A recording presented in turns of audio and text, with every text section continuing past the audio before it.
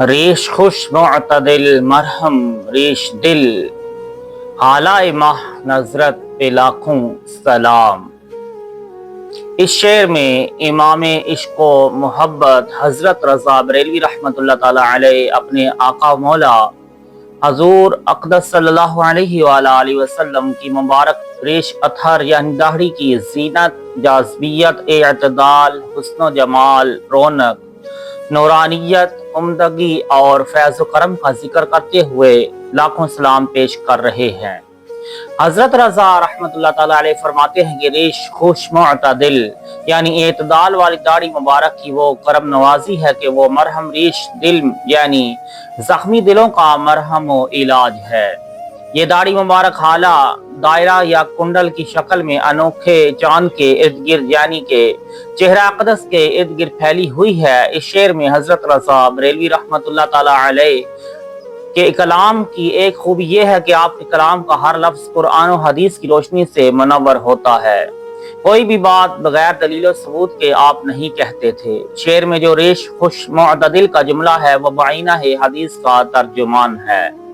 حضرت ہند بنت ابی حالہ رضی اللہ تعالی عنہا روایت کرتی ہیں کہ کان رسول اللہ صلی اللہ تعالی علیہ وسلم قطع لیحتی یعنی حضور اقدس صلی اللہ علیہ وآلہ وسلم کی ریش مبارک گنجان یعنی گھنی اور متصل تھی۔ مشہور تابعی حضرت سعید بن مسیب رضی اللہ تعالی عنہ بیان کرتے ہیں کہ میں نے حضرت ابو ہریرہ رضی اللہ تعالی عنہ سے آپ کی داڑھی مبارک کا تذکرہ ان الفاظ میں سنا ہے کہ کان رسول اللہ صلی اللہ علیہ وسلم اسود اللحیۃ یعنی رسول اللہ صلی اللہ علیہ وآلہ وسلم کی داڑھی مبارک خوب سیاہ یعنی کالی تھی۔ حضرت ابن عساکر رحمت اللہ تعالی رضی اللہ تعالی عنہ کی روایت کے الفاظ اس طرح ہیں کہ یعنی داڑھی مبارک کے بال نہایت سیاہ اور خوبصورت تھے اور وہ دونوں طرف سے برابر تھی۔ حضرت سعد بن ابی وقاص رضی اللہ تعالی عنہ کہ جن کا شمار عشرہ مبشرہ میں ہے وہ فرماتے ہیں کہ آپ کی ریش مبارک نہایت خوبصورت اور خوب سیاہ تھی۔ سرکار دو عالم صلی اللہ علیہ وآلہ وسلم کی ریش مبارک کے متعلق اور بھی وہ کئی روایات ہیں، لیکن یہاں پر بلحاظ اختصار مذکورہ بالا روایات پر اکتفا کیا گیا ہے۔ انسان کے جسم کے حسن جمال کا آئینہ اس کا چہرہ ہوتا ہے، بلکہ انسان کا چہرہ اس کے اطوار و اخلاق کے ترجمانی کرتا ہے۔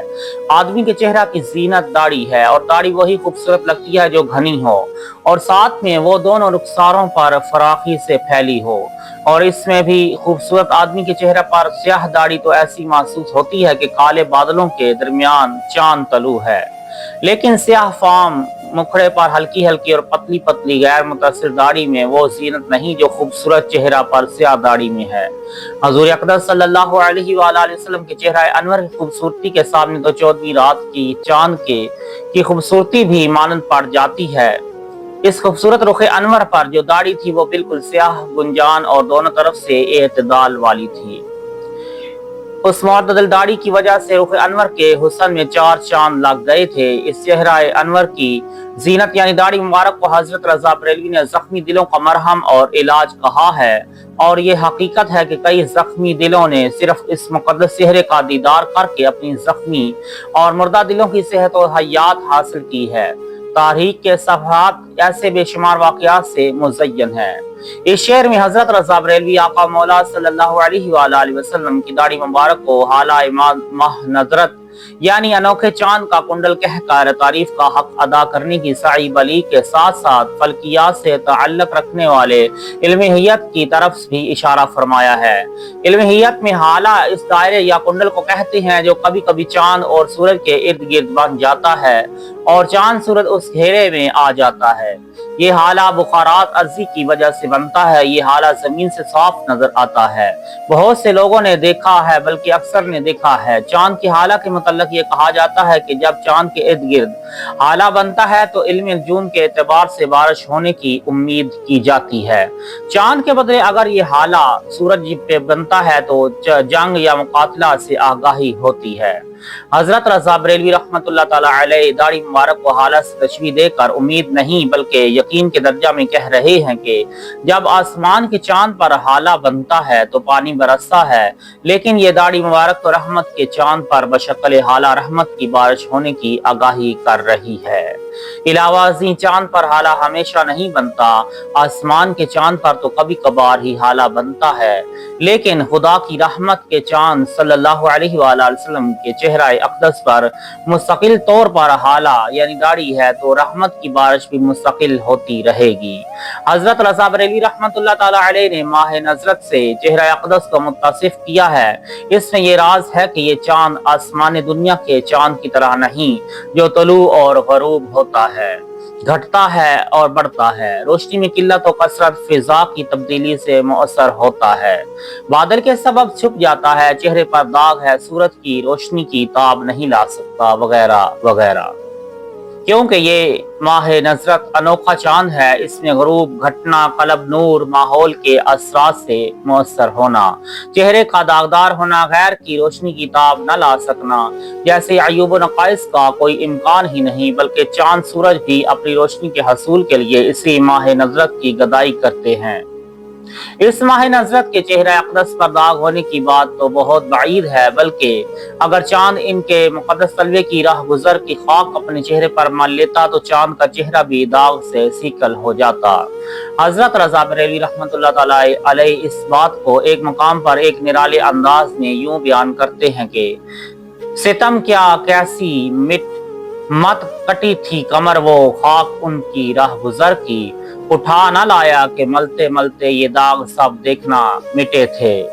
हजरत रज़ा बरेलवी के मदरजा वाला शेर को मशअल राह माखज बनाकर दर रज़ा के गदा फकीर ने यूं अर्ज किया है कि जो मिलता चांद उनकी राह गुजर की खाक चेहरे पर, तो फैल खाक के मिटते ये सारे दाग सूरत से।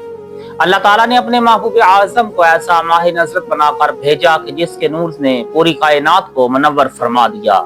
हजरत रज़ा बरेलवी ने शहर में अपने आका मौला के चेहरा को माह नजरत कहा, लेकिन मोहरे नजरत नहीं कहा। अगर मोहरे नजरत कहते तो माना होते अनोखे सूरज, और ये बात मुस्लिम है कि चांद के मुकाबले में सूरज की रोशनी 1000 दर्जा ज्यादा है, लिहाजा चांद के बजाय सूरज कहते तो ज्यादा मुनासिब था।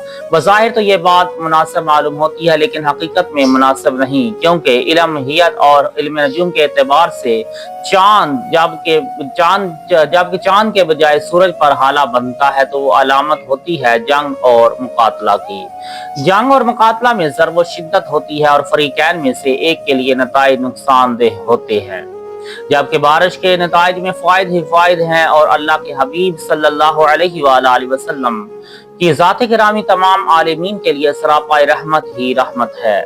उनकी रहमत की बारिश से कायनात का जर्रा जर्रा बहरामंद हो रहा है और होता रहेगा। इसीलिए हज़रत रज़ा ने महर नजरत के बजाय माह नजरत का इस्तेमाल फरमाया।